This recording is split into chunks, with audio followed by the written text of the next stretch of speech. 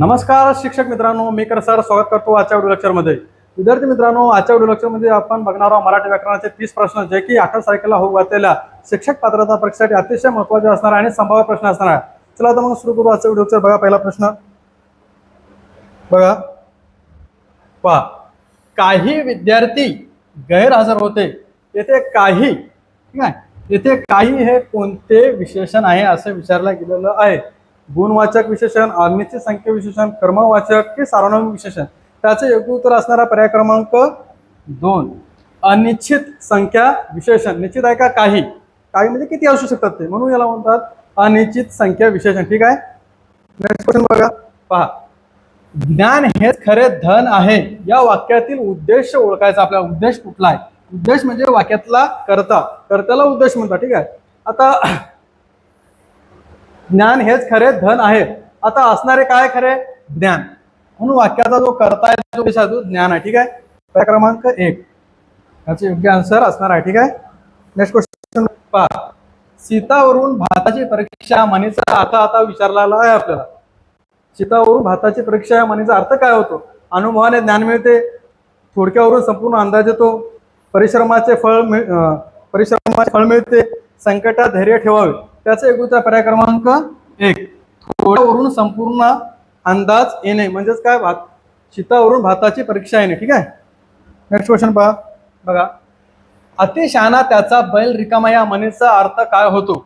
अतिशहाणपणा किती धोकादायक ठरतो? बघा, हुशार माणूस यशस्वी होतो का? अतिशहाणपणा नुकसानकारक असते, मेहनतीचे फळ मिळते, ज्ञान महत्वाचे आहे. त्याचे योग्य उत्तर पर्याय क्रमांक 2, अतिशहाणपणा हा नुकसानकारक ठरत असतो. म्हणून याचं उत्तर पर्याय क्रमांक 2. ठीक आहे. नेक्स्ट क्वेश्चन पहा, बघा, जर तर हे कोणत्या प्रकारची उभयान्वी अव्यय आहे असे विचारलं गेलेलं आहे. जर तर समुच्चय बोधक, विकल्प बोधक, संकेत बोधक की न्यूनत्म बोधक. जर तर हे संकेत बोधक उभयान्वी अव्यय आहे मित्रांनो. जर असं झालं तर तसं होईल. ठीक आहे. संकेत दाखवलं जाते म्हणून याला म्हणतात जर तर हे संकेत बोधक उभयान्वी अव्यय. ठीक आहे. नेक्स्ट क्वेश्चन बघा, माझ्या मित्राचे पुस्तक, येथे कोणती विभक्ती आहे? आता या वाक्यामध्ये विभक्ती कुठली वापरली असं विचारलं गेलेलं आहे. पर्याय बघा, तृतीया, चतुर्थी, षष्टी की सप्तमी. आता हे बघा, मित्र एक नाम आहे, याला च प्रत्यय लागलाय. चाचीचे जे प्रत्यय आहेत मित्रांनो ते असतात षष्टी विभक्ती. ठीक आहे. षष्टी विभक्तीचे प्रत्यय असतात चा, ची, चे. ठीक आहे. बघा नेक्स्ट क्वेश्चन, बघा, रामापेक्षा श्याम उंच आहे. येथे कोणती विभक्ती? परत एकदा विभक्ती विचारली गेली आहे. आता बघा, रामापेक्षा म्हणजे असं म्हणू शकतो आपण, रामाहून श्याम उंच आहे. ऊन. आता ऊन हे प्रत्यय असतात मित्रांनो पंचमी विभक्तीचे. ऑप्शनला बघा कुठे आहे पंचमी विभक्ती? 2 नंबर. ऊन किंवा पेक्षा ही विभक्ती प्रत्यय आहे मित्रांनो पंचमी विभक्तीचे. ठीक आहे.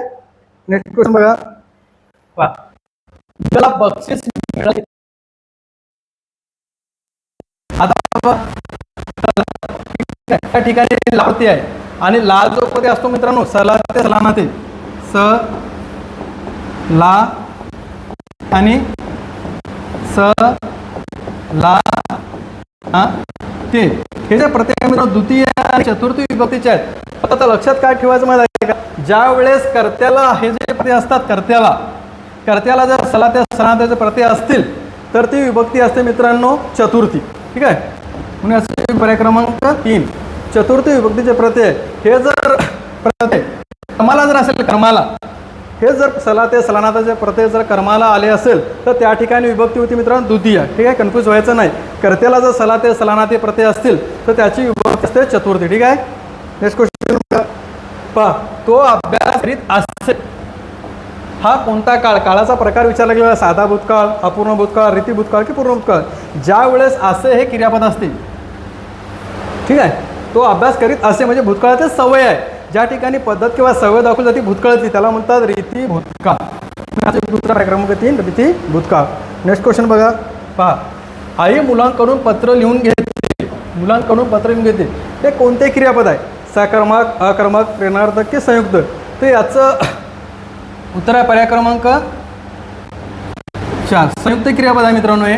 किंवा लिहिणे आणि घेते या 2 शब्दांनी म्हणून क्रिया पूर्ण होत आहे म्हणून याला संयुक्त क्रियापद असं म्हणतात. नेक्स्ट क्वेश्चन पहा, बघा, तो घरी पोहोचला. तो घरी पोहोचला या वाक्यातील क्रियापदाचा प्रकार ओळखा. सकर्मक, अकर्मक, संयुक्त की प्रेरणार्थ. आता या वाक्यामध्ये तो हा कर्ता आहे. या वाक्यात कर्म आहे का? नाही आहे. कर्त्याने केलेली क्रिया कर्त्यावर घडत आहे, म्हणून याचं उत्तर आहे अकर्मक क्रियापद. हे क्रियापदाचा प्रकार कुठला आहे? म्हणून हा अकर्मक क्रियापद आहे. नेक्स्ट क्वेश्चन पहा बघा. जो परिश्रम करतो तो यशस्वी होतो.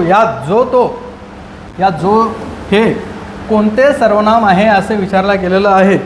प्रश्नार्थक, संबंधी, दर्शक की आत्मवाचक. तर याचं योग्य उत्तर पर्याय क्रमांक 2. जो तो हे संबंधी सर्वनामाचा प्रकार आहे. ठीक आहे. नेक्स्ट क्वेश्चन पहा बघा. मी त्याला बोलावले. इथे त्याला कोणती विभक्ती आहे? परत विभक्ती विचारली गेलेली आहे. आता बघा त्याला इथं लागलेला आहे.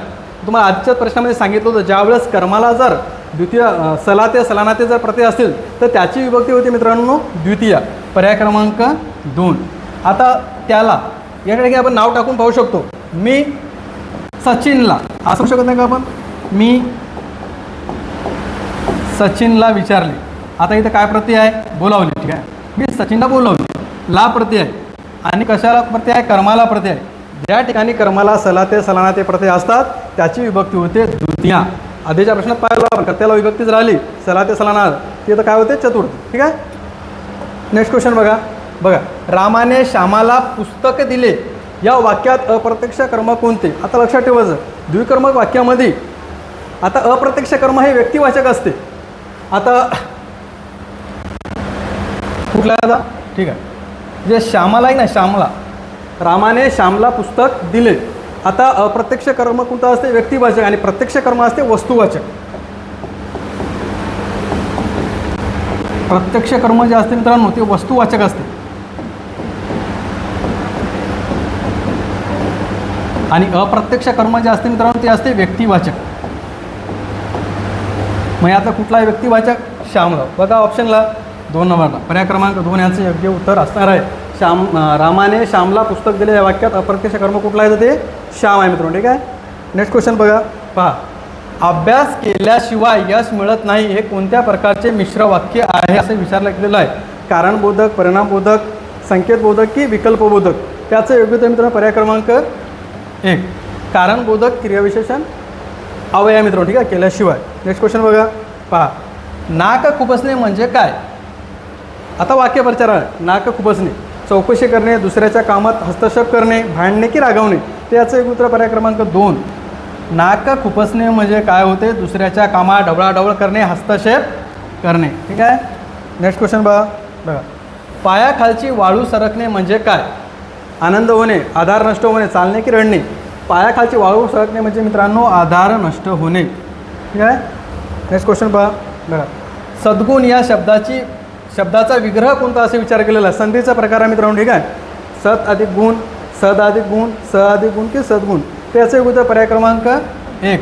सत अधिक गुण. तृतीय व्यंजन संधीचं उदाहरण आहे मित्रांनो. कोणत्या व्यंजन संधीचं?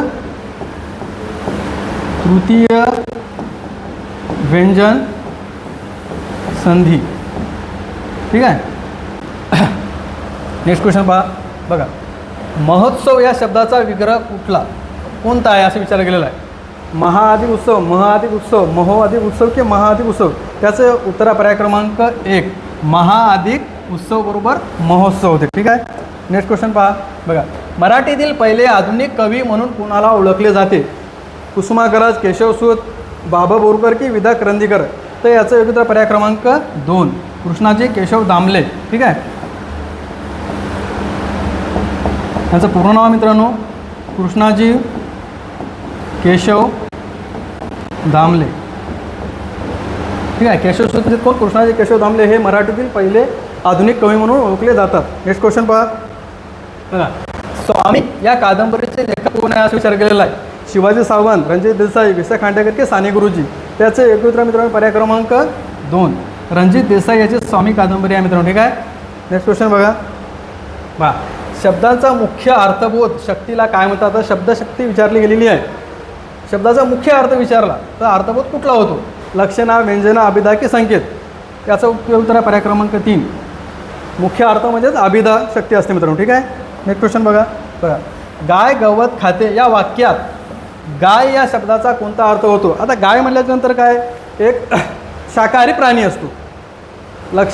लक्षणिक, व्यंजित, वाच्यार्थ की सूचित, त्याचं योग्य उत्तर पर्याय क्रमांक 1. त्याचा अर्थ होतो मित्रांनो वाच्यार्थ. ठीक आहे. अभिधा शक्तशक्तीचा जो काही प्रकार होतो तो वाच्यार्थ होतो. ठीक आहे. नेक्स्ट क्वेश्चन बघा. पहा, व्यंगार्थाचा बोध कोणत्या शब्दशक्तीने होतो? व्यंगार्थ अभिधा, लक्षणा की संकेत की व्यंजना, त्याच्या योग्य उत्तर पर्याय क्रमांक 1 व्यंजना. ठीक आहे. व्यंगार्थ शक्तीचा बोध होतो व्यंजनाने. ठीक आहे. नेक्स्ट क्वेश्चन पहा, आईने मुलाला गोष्ट सांगितली या वाक्यातील कर्म कोणते आहे? ठीक आहे.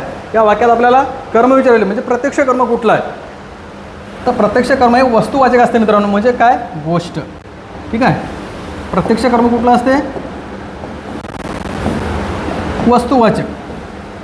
म्हणून या ठिकाणी गोष्ट याचा कर्म होईल. ठीक आहे. नेक्स्ट क्वेश्चन बघा. रिपीट झाला प्रश्न मित्रांनो. नेक्स्ट पहा बघा, आडला हरी गाढवाचे पाय धरी या म्हणीचा अर्थ काय? आडला हरी गाढवाचे पाय धरी. संकटात कोणाची मदत घ्यावी लागते? मेहनत केल्यास यश मिळते. धैर्य ठेवावे. मित्राची मदत घ्यावी. त्याचे योग्य उत्तर पर्याय क्रमांक 1 संकटात कोणाचीही मदत घ्यावी लागते. ठीक आहे. नेक्स्ट क्वेश्चन बघा.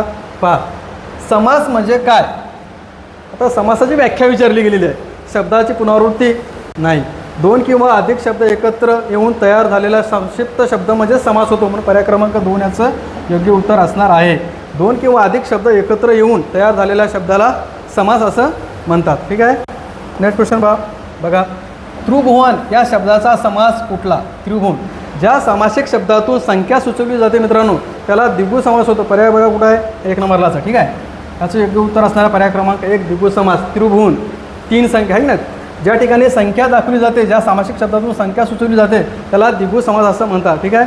आजच्या व्हिडिओ लेक्चरमध्ये मित्रांनो एवढंच. व्हिडिओ आवडल्यास लाईक करा, शेअर करा आणि सबस्क्राईब करा. धन्यवाद.